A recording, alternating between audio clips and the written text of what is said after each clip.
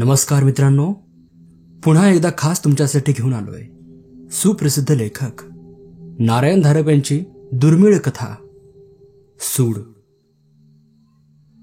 देशपांड्यांच्या घरात मला जागा कशी मिळाली याचं अनेकांनी नवल केलं. कदाचित त्या गावाला मी संपूर्ण नौखा असल्याने मला प्रत्येक घराची आणि त्यातल्या माणसांची अजिबात माहिती नव्हती. निवाठीतल्या कोणाचीच देशपांड्यांना जागेबद्दल विचारायची छाती झाली नसती. गेले कित्येक वर्षे कोणीच त्या बंद दरवाजावर थापही मारलेली नाही. तसे निवाठीकर भेक्कड खास नाहीत, पण ते देशपांड्यांच्या वाटेला जात नव्हते एवढं मात्र खरं. मला गावात जागा हवी होती आणि बंद दारा खिडक्यांचे ते घर पाहून मी दारावर थाप मारली. वेळ दुपारी 2:15 होती. दुपारची शांतता मोठी अनैसर्गिक वाटते. निदान शहरातून आलेल्या मला तरी तसं वाटलं. सिमेंटचा पांढरा शुभ्र रस्ता दुपारच्या उन्हात लखलखत होता. दोन्ही बाजूंना मरगळलेली झाडं होती. ती संपली आणि गावातली घरं लागली. आत कोणी राहत असेल असं वाटूच नाही इतकी सामसूम. देशपांड्यांचं घर उजवीकडून 5वं होतं. रिकामं मन किती लहान सहान गोष्टी टिपून घेतं याचा हा पुरावा. जास्तीत जास्त नाही म्हणतील, आणखी काय होईल असा विचार करून मी अंगणात शिरलो आणि दारावर थाप दिली. गावात वीज आली होती, पण या घरात विजेच्या तारा पोहोचल्या नव्हत्या. दारावर घंटेचे बटनही नव्हते. बाहेर सर्वत्र इतकी शांतता नसती तर तो हालचालीचा आवाज मला ऐकूही आला नसता आणि मी बाहेर पडलो असतो. पण मी तो आवाज ऐकला. दाराच्या आतल्या बाजूस कोणीतरी उभं होतं. कपड्यांचा आवाज, पाय जमिनीवर घासल्याचा आवाज, सगळं व्यवस्थित कानावर येत होतं. पण जे कोणी दारामागे उभं होतं ते नुसतंच उभं असावं. दार उघडण्याची काही खूण दिसेना. हे जे कोण आहे असं का उभा आहे? कशाची वाट पाहत आहे? मी निघून जाण्याची? मग दार उघडून तसं का सांगत नाही? किंचित रागाने मी दारावर आणखी एक थाप दिली आणि जरा मोठ्यानं म्हणालो, आत कोणी आहे का? जरा दार उघडा प्लीज. दार उघडत होतं. 1 कडी, 2 कडी, 3 कड्या काढल्याचा आवाज आला आणि दार जरासे उघडले. कोण आहे? काय हवंय? एक थकलेला आवाज आला. आत इतका काळोख होता की मला बोलणारी व्यक्ती सुद्धा दिसत नव्हती. इतर काही दिसणं तर दूरच राहिलं. मी परगावाहून आलो आहे. राहायला जागा शोधतोय. तुमच्याकडे त्याची चौकशी करायची होती. कोणी सांगितलं इथे चौकशी करायला? आवाज चिडचिडा, संशयी झाला होता. बोलणारी स्त्री असावी असा समज होत होता. नाही, कोणीच नाही. मी कोणाशी बोललो देखील नाही. दार आणखी उघडले. बोलणारी व्यक्ती मागे सरली. आत या. उघड्या दारात बोलणं नको. आतापर्यंतच्या घटनांचा मनावर एक अनिष्ट परिणाम झाला होता आणि क्षणभर वाटलं होतं की आत पाऊल टाकूच नाही. पण तो विचार टिकला नाही. मी आत गेलो. माझ्या मागे दार परत लोटलं गेलं. आधीच मी बाहेरच्या कडक उन्हातून आलेलो. त्यात खोलीत अंधार.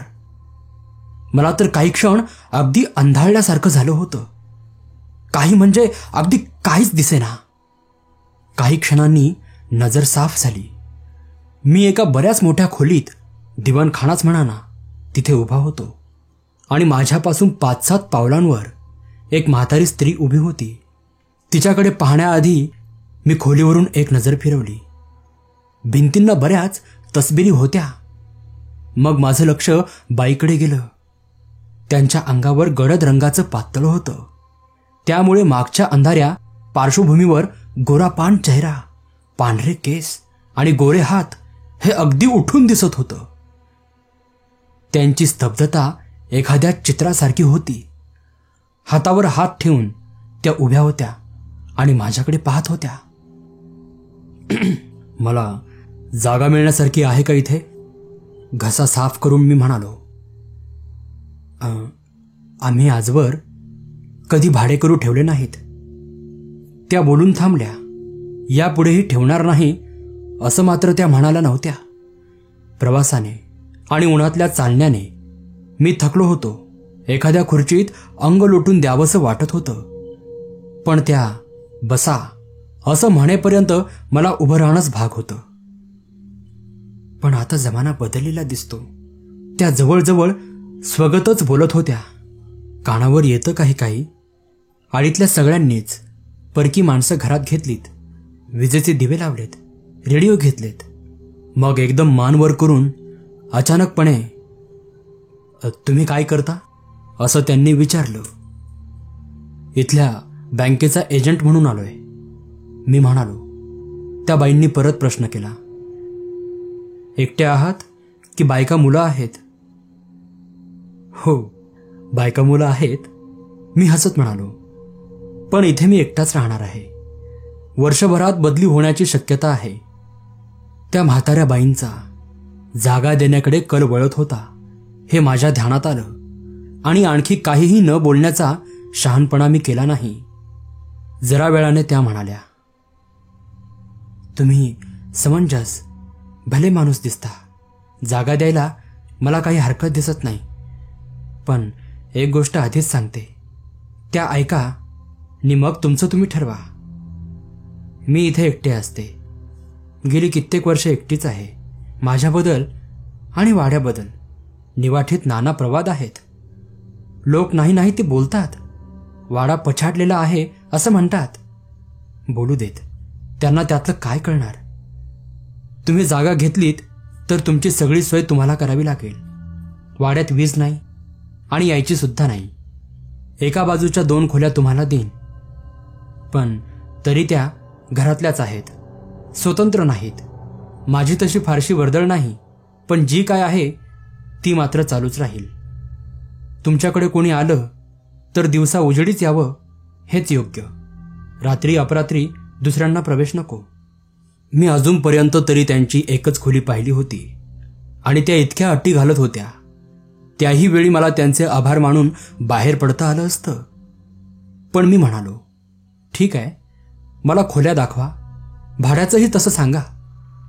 उत्तरेकडच्या 2 खोल्या मी त्याच संध्याकाळपासून घेतल्या. माई देशपांडे वयाने 65 वर्षाच्या आसपास होत्या. ही सर्व माहिती मला बाहेरून समजली. मी आणि माई परस्परांना क्वचितच दिसत होतो आणि त्याहूनही कमी वेळा परस्परांशी बोलत होतो. देशपांडे हे त्यांचं माहेरचं नाव. त्यांनी लग्न केलंच नव्हतं. एवढंच नाही, अगदी मागच्या काही वर्षापर्यंत त्यांच्या 2 बहिणीही त्यांच्याबरोबरच राहत असत. एक थोरली आणि एक धाकटी. तिघी अविवाहितच होत्या. गावातल्या वृद्ध माणसांची सर्वात जुनी आठवण आपल्या 3 मुलींना घेऊन निवाठीला आलेल्या देशपांडे मास्तरांची होती.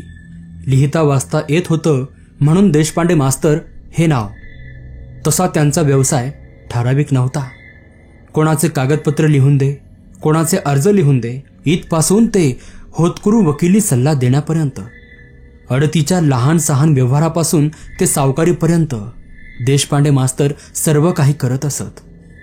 डोंगर माथ्यावर माणूस चढला की तो पाय धुवून टाकतो. मग तो कोणत्या मार्गाने वर आला याची कोणीही चौकशी करत नाही. देशपांडे मास्तरांनी वाडा घेतला. ते खऱ्या अर्थाने स्थानिक गावकरी झाले आणि गावात मिसळून गेले. मुलींची लग्ने मास्तरांनी केलीच नाहीत. का केली नाहीत कोणालाच सांगता येत नव्हतं. मास्तर कुठल्याशा आजारात वारले तेव्हा थोरली, तिला सर्वजण ताई म्हणायचे, ती 30 वर्षांची होती. तिच्या खालची माई 26 वर्षांची होती आणि सर्वात लहान सुशीला 22 वर्षांची होती. ताई बरीच वडिलांसारखी होती आणि सुशीला मात्र सुंदरात गणना होण्यासारखी होती. मास्तरांनी मुलींसाठी बरेच पैसे मागे ठेवले होते अशी ही गावात वंदता होती. विवाह करायचा झाला असता तर त्या तिघींना कोणतीच अडचण भासली नसती आणि सुशीलास तर नाहीच नाही. इतकंच काय, पण हसते परहसते अनेकांनी सुशिलासाठी मागणीही घातली होती. पण घरातली करतीबाई म्हणजे ताई लग्नासंबंधीच्या प्रत्येक चौकशीला तिचा ठाम नकार येत होता. तिच्याशी वाद घालायची कोणाचीच हिंमत नव्हती. ताई एखाद्या काळ्या कातळासारखी होती. कशाचाच तिच्यावर परिणाम होत नव्हता. समजुतीच्या शब्दाचा नाही किंवा सुरक्षिततेच्या प्रलोभनाचा नाही किंवा आकस्मिक आणि दुर्दैवी घटनांचाही नाही. मला समजलं की त्यांच्या वडिलांच्या मृत्यूनंतर अशीच एक भयानक घटना त्या घरात घडली होती. अनेकांच्या डोळ्यातून ती घटना अनेक रंगी दिसत होती आणि जरा सूचना द्यायचा अवकाश की प्रत्येक जण त्या विषयावर बोलायला मिटक्या मारीत तयार होत होता. वादातीत घटना एकच होती, सुशिला मरण पावली. त्यामागच्या कारणाबद्दल असंख्य मतभेद होते. दोन्ही कारणे मृत्यूचे कारण आणि या घटनेकडे नेणारी कारणे. मृत्यू हा अपघाती, नैसर्गिक, स्वहस्ते किंवा परहस्ते येऊ शकतो. सुशिला आजारात वारली की तिने आत्महत्या केली किंवा तिला मारण्यात आलं. तीनही मतांचे लोक होते. लोकांच्या जिभा विषारी नागिणीसारख्या वळवळतच राहिल्या. पण सर्वाला तोंड द्यायला बेडरताई खंबीरपणे उभी होती. डॉक्टरांनी सर्टिफिकेट दिलं होतं आणि पैशासाठी त्या कोणावरही अवलंबून नव्हत्या. तेव्हा कोणाच्या मतांची फिकीर करण्याचं ताई माईंना काही कारण नव्हतं. जिभा वळवळल्या, काही दिवसांनी थंड पडल्या. तोपर्यंत देशपांडे भगिनी गावातल्या स्त्रियात जरा तरी मिसळत असत. तेव्हापासून तर तेही अजिबात बंद झालं. ताई माईंनी, ताईनेच म्हणायला हवं, निवाठीतला स्त्रीवर्ग वाळीत टाकला होता. त्या घरात काय काय चालतं याबद्दल बायकांची उत्सुकता विलक्षण होती. तेव्हा अनेकांनी आपलं जाणं येणं चालूच ठेवलं होतं. पण त्यांचं स्वागत इतकं थंड होऊ लागलं की नाईलाजाने शेवटी तेही बंद झालंच. कारण अगदी अपमान सहन करून घरात पाय ठेवला तरीही प्रवेश बाहेरच्या खोलीपुरताच मर्यादित राहिला. संभाषणाचे विषय, भेटायला येणारी काढील तेवढेच, प्रश्नांना उत्तरे हो किंवा नाही एवढीच. तेव्हा मग जाण्यात काय अर्थ. देशपांड्यांच्या वाड्याभोवती रहस्यमयतेचं एक कवच निर्माण झालं होतं. रहस्यमय वातावरणात अफवा मूळ धरतात आणि फोफावतात. तेव्हा देशपांड्यांची वास्तू झपाटलेली आहे हा समज पसरला तर त्यात फारसं नवल नव्हतं. स्वयंपूर्ण व स्वावलंबी माणसं समाजाला नेहमीच प्रिय असतात असं नाही. तेव्हा देशपांड्यांच्या बंद घराबद्दलचा द्वेषही लोकांच्या मनात असणं शक्य आहे. अनेकांच्या तोंडून तोच आरोप ऐकल्यावर मनात विचार आल्याशिवाय राहिला नाही की यामागे सत्याचा लहानसा तरी भाग नसेल का. यालाच पुष्टी देणारी एक हकीकत मला निवाठीच्या पोलीस सब इन्स्पेक्टरांकडून कळाली. हकीकत अपूर्ण होती पण मोठी सूचक होती. निवाठीचा कासिम भुरट्या चोऱ्या करतो हे सर्वांना माहीत होतं. लहान सहान गुन्ह्यांवरून तोच कधी 6 महिने तर कधी वर्षभर अशी तुरुंगाची हवाही खाऊन आला होता. कासिम मोठा हरहुन्नरी होता. अनेकांची अनेक लहान सहान दुरुस्तीचे कामं तो करून द्यायचा. पण सज्जनपणे राहायचा कंटाळा आला की त्याला चोरीचा मोह व्हायचा. पुढचा सगळा इतिहास गावाला पाठ होता. गावाच्या अळणी आयुष्याला कासिम म्हणजे एक करमणूकच होती. त्याला हद्दपार करण्याच्या सूचनेला सरपंचांनी सुद्धा विरोध केला होता. देशपांड्यांच्या घरात कासिमचा कधीच प्रवेश झाला नव्हता. चोरी करण्याआधी यायच्या जायच्या पळवाटा पाहून ठेवायची त्याला संधी मिळाली नव्हती. तेव्हा तो प्रयत्न अविचारीपणाचाच होता. पण एका अमावस्येच्या अंधाऱ्या रात्री त्याने ते साहस केलंच. देशपांड्यांच्या घरापासून चौकी अगदी जवळ आहे. आरडाओरड होताच कॉन्स्टेबल 5 मिनिटातच तेथे पोहोचला. मला सब इन्स्पेक्टर सांगत होते. मग घरात दोघीच होत्या तर मी सहज विचारलं, तुमच्या ध्यानात आलेलं नाही? आरडाओरड त्यांचा नव्हता. त्यांचा नव्हता? मग कोणाचा होता? मी विचारलं. कासिम ओरडत होता, किंचाळत होता. एखादा वाघ नाही, एखादा संबंध मागे लागल्यासारखा किंचाळत पळत होता. मी एकदम ताठ उठून बसलो. हे सांगायलाच नको. मग पुढे काय? पुढे तसं काही नाही. कॉन्स्टेबल जवळ येताच कासिमने त्याचे हात धरले. मागे कोणीतरी लागलंय असं काहीतरी बरळला, पण लागलीच त्याने भान सावरले आणि तो गप्प झाला. मागून एक शब्द बोलेना, पण त्याचं एकूण वागणं संशयास्पद होतं म्हणून कॉन्स्टेबल आडीत चौकशी करीत निघाला. देशपांड्यांच्या घरात वीज नाही हे तुम्हाला माहीतच आहे, पण आत प्रकाश होता. दार वाजताच थोरल्या बहिणीने दार उघडलं. पोलीस पाहताच ती एकदम म्हणाली, सापडला का चोर? म्हणजे कासिम त्यांच्याच घरात शिरला होता तर. पण ताईंना ही चोरीची तक्रार नोंदवायची नव्हती. घरातलं काहीच हल्लं नाही असं त्या म्हणत होत्या. कॉन्स्टेबल बिचारा यावर काय बोलणार. तो परत आला. कासिमला सकाळपर्यंत चौकीत डांबून ठेवून त्याने आपला राग त्याच्यावर काढला. मी दुसऱ्या दिवशी पुढे तपासाचा प्रयत्न केला, पण शेवटी हाती काहीच आला नाही. कासिम गप्प आणि ताईही गप्प, पण दोघांची कारणं वेगळी होती. कासिम भेदरला होता. त्याला तो विषय सुद्धा नको होता. पण ताई त्या मात्र बोलत नव्हत्या. पण त्यांच्या नजरेत एक छद्मीपणाचं हास्य दिसत होतं. असं वाटत होतं की खरा प्रकार काय आहे तो त्यांना माहिती आहे, पण त्यावर बोलायची त्यांची इच्छा नाही किंवा त्यांना ती आवश्यकता वाटत नाही. हसते परहसते कासिमच्या हकीकतीला एक जास्तच विकृत स्वरूप आलं, हेही सांगायलाच नको. मला एवढी माहिती पुरवणारे काही मोठे निस्वार्थी नव्हते. त्यांचाही एक हेतू होता. देशपांड्यांच्या घराबद्दल त्यांना विलक्षण उत्सुकता लागली होती. त्यांच्या संभाषणात प्रत्यक्ष आणि अप्रत्यक्ष अनेक प्रश्न येत. तुम्हाला तिथे काही विशेष जाणवतं का हो? हा बहुतेकांचा अखेरचा प्रश्न. नाही, तसं काही नाही हो, मी म्हणत होतो. म्हणजे अजून तरी काही नाही. त्यांचे पडलेले चेहरे पाहून जरा हसून पुढे म्हणत होतो. पण मनात विचार येई, कोणी सुखासमाधाने राहिलेलं यांना पाहवतच नाही काय? स्वतःचं आयुष्य खाजगीपणे चार चौघांच्या नजरेआड जगण्याचा देशपांडे भगिनींना हक्क नव्हता का? त्या घरात काय व्हावं अशी या साऱ्यांची इच्छा होती. देशपांडे घराण्याबद्दल मनात थोडीशी सहानुभूती निर्माण झाली होती, ही सत्य गोष्ट आहे. एकमेकांपासून अलिप्त राहण्याचे धोरण मी व माईंनीही पहिला महिनाभर कसोशीने पाळलं.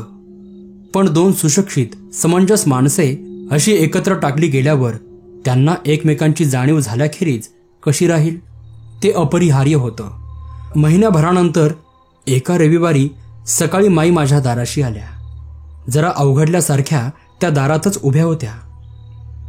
या ना माई, आत या. नाही, आत नको, त्या दारापासूनच म्हणाल्या. आज तुम्हाला सुट्टी असेल ना रविवारची? मग जेवायला माझ्याकडे यायला जमेल का? जेवायला? मी जरा आश्चर्याने विचारलं. नाही, तसं ठराविक काही कारण नाही. महिनाभर मी तुमचं वागणं पाहते आणि मगच मनाशी ठरवलं की यांना बोलवायला काही हरकत नाही. माझा एकदा सन्मान केल्यासारखा त्या अभावितपणे बोलत होत्या. त्यांचं एकाकी रिकामं आयुष्य एका क्षणात माझ्या डोळ्यांपुढून सरकलं. हो हो, येईन की, पण काही खास करू नका, तरच येतो. हां, बरं ठीक आहे, 12ला आलात तरी चालेल, असं म्हणून त्या गेल्या. माझ्या तथाकथित मित्रांना केवढा धक्का बसला असता, मी मनाशी विचार केला. मलाही त्यांच्या घराबद्दल कुतूहल नव्हतं असं थोडंच आहे. महिनाभर घरात राहूनही माझी जायची यायची वाट, माझ्या 2 खोल्या, अंगणातली विहीर आणि शेजारची मोरी वगैरे याखेरीज इतर काहीच मी पाहिलं नव्हतं. पाहण्याचा प्रयत्नही केला नव्हता. तेव्हा मलाही या आमंत्रणात आकर्षणच होतं. घराची रचना अशी होती. दिवाणखान्यातून आत ओसरीवर दार उघडत होतं. दोन्ही अंगाला काटकोनात खोल्या होत्या. उजवीकडच्या 2 मी वापरत होतो. त्या पलीकडच्या 2 खोल्या बंद होत्या. डावीकडच्या 4 माईंकडे होत्या.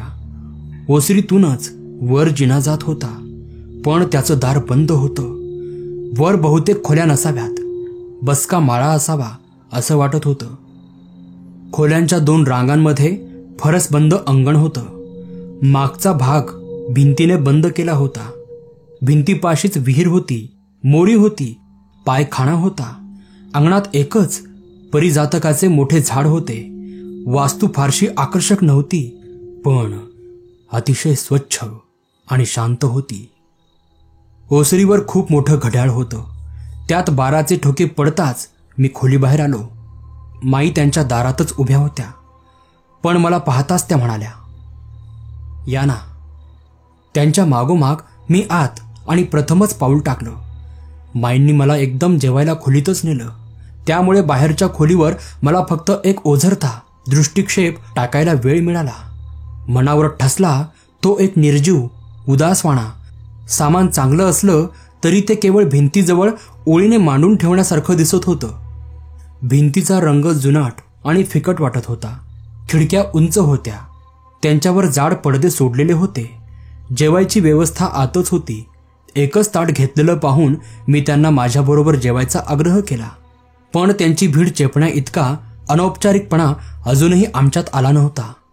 खरं म्हणजे निदान त्या भेटीत तरी मला फारच संकोचल्यासारखं झालं. त्यांच्या वयाच्या स्त्रीला सारखी उठबस करायला लावणं जड वाटत होतं, पण त्यासुद्धा कसल्या हट्टी. प्रत्येक जिन्नसेचं हवं नको करीत होत्या. शेवटी एकदाचं जेवण उरकलं आणि शिष्टाचारासाठी मी जरासा बाहेरच्या खोलीत बसलो. माझ्या मागोमाग माईही बाहेर आल्या. तुमचं व्हायचं असेल ना अजून जेवण, मी उठत म्हणालो. दिला एवढा त्रास पुरे असं वाटत होतं. माझं होईल हो सावकाश, बसा की 5 मिनिटं. एक खुर्ची घेत त्या म्हणाल्या आणि मग मलाही बसावंच लागलं. आम्ही 10-15 मिनिटं बोलत होतो, पण त्या अगदी निरर्थक गप्पा होत्या. एकतर आमच्यात समान विषय नव्हते आणि त्यांचा गेल्या कितीतरी वर्षात बाह्य जगाशी संबंधच आलेला नव्हता. पण माझी अशी समजूत झाली की काहीतरी बोलण्याचा त्यांचा मानस आहे. शेवटपर्यंत त्या काही बोलल्याच नाहीत. कदाचित त्यांचा धीरही झाला नसेल. तेव्हा माझी ही कल्पना खरी होती का खोटी होती याचा पडताळाही आला नाही. काही वेळानं मी त्यांचा निरोप घेतला. भेटीत विशेष असं काही घडलंच नव्हतं, पण परकेपणाचा अडसर मात्र दूर झाला होता. रोज संध्याकाळी मी बाहेरून जेवून आल्यावर आमचं 5-6 मिनिटं बोलणं व्हायला लागलं आणि दररोज माझी शंका बळावत चालली की माईंच्या मनात काहीतरी टोचणी आहे. त्यांना ते एकदा बाहेर काढून टाकायचं आहे. आता इथं एक गोष्ट नमूद करून ठेवायला हवी आहे. गावात मी फक्त काही दिवसांसाठीच आलो होतो आणि गावातल्या भूतकालीन किंवा सध्याच्या घटनात मला फारसं कुतूहल नव्हतं. तेव्हा माईचं काय असेल ते असो, मी ते जाणून घ्यायला उत्सुक नव्हतो आणि तसा कोणताही प्रयत्न मी केला नाही. त्या वर्षी हिवाळा लवकर सुरू झाला. ऑक्टोबरच्या सुरुवातीपासूनच कडाक्याची थंडी पडायला लागली. वयोमानाने माईंना थंडी जास्तच जाणवत असावी. संध्याकाळच्या त्या बाहेर येईनाशा झाल्या आणि माणूस सवयीचा कसा गुलाम होतो ते पहा. संध्याकाळी परत आल्यावर एकदा तरी माईंची गाठ घेतल्याशिवाय मला राहावेनासे झाले. त्यांच्या बाहेरच्या खोलीचं दार किलकिलं असे. ते लोटून, काय माई, कस काय आहे असं दारातूनच विचारत मी आत जायचा. माई शालजोडी पांघरून बसलेल्या असायच्या. मला पाहताच त्या हसायच्या. कसली थंडी नाही रामभाऊ, त्यांचे शब्दही ठरलेले. 1-2 मिनिटांनी मी दार मागं लावून घेत बाहेर पडायचो. खानावळीतून रविवारचा डब्बा मी घरी मागवायला लागलो. माईंनी आधी खूप आडेवेडे घेतले, पण त्यांनाही रुचीपालट आवडला होता. जगापासून एकाकी पडलेल्या या बाईसाठी 1-2 तास खर्च करणे ही काही फारशी मोठी गोष्ट नव्हती. पण माईंना त्यांची केवढी अपूर्वाई. रविवारची त्या वाट पाहत असाव्यात असेही मला वाटे आणि त्यांच्या मनातला तो विचार आणखी वर पृष्ठभागावर येत होता. त्या कशाचा हिशेब करीत होत्या त्यांचं त्यांनाच ठाऊक. पण अजून उत्तर जुळत नसावं, कारण त्या काहीच बोलल्या नाहीत. पण पृष्ठभागाखाली काहीतरी आहे आणि त्याला स्पर्श झाला की माईंची उलघाल होते हे अनेक वेळा माझ्या ध्यानात आलं होतं. उदाहरणार्थ मी त्यांना सहज विचारलं, माई, वरचा मजला मोकळा ठेवण्याऐवजी भाड्यानं का नाही देत? तुम्ही एकट्या एकट्या असता, सोबतीही होईल की तुम्हाला? त्यांचा बदलता चेहरा लक्षात येण्याआधी माझ्या तोंडून शब्द गेलेले होते. माई एकदम गोऱ्या मोऱ्या झाल्या होत्या. भाडे करू वरच्या मजल्यावर? नाही ग बाई, त्या जोराने म्हणाल्या. हा विषय चुकला हे समजून मी काहीच बोललो नाही, पण त्यांनाच काहीतरी स्पष्टीकरण आवश्यक वाटलं असावं. रामभाऊ, सगळीच माणसं तुमच्यासारखी सज्जन थोडीच असतात. मी घरात एकटी, कोणाचा भरोसा सांगता येतो का? हे एक झालं. विजेचा विषय निघाला तेव्हाही असंच.